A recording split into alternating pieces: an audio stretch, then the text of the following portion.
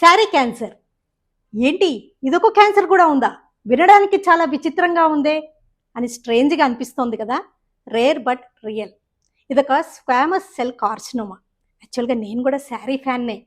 కానీ ఇక్కడ తెలుసుకోవాల్సిన విషయాలు ఏంటంటే, మనం చిన్నప్పుడు ఒకటి వినేవాళ్ళం, పిల్లినైనా రూమ్లో పెట్టి పదే పదే హింసిస్తే ఏదో ఒక రోజు తిరగబడుతుంది అని చెప్పేవాళ్ళు.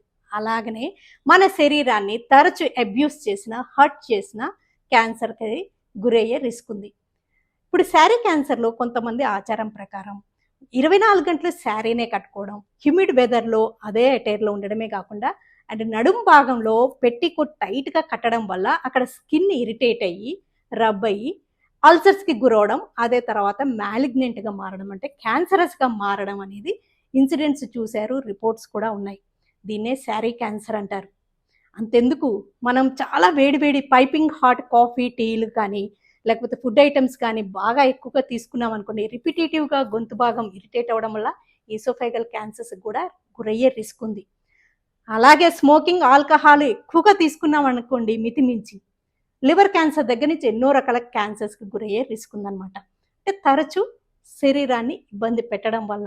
అలాగే ఇప్పుడు మన చుట్టూ ఉన్న వాళ్ళని ఎవరినైనా ఒకళ్ళని 4 సార్లు హర్ట్ చేసామనుకోండి ఊరుకుంటారు, 10వ సారి తిరగబడతారు కదా. అలానే అనమాట. అర్థమైందా? Bye for now.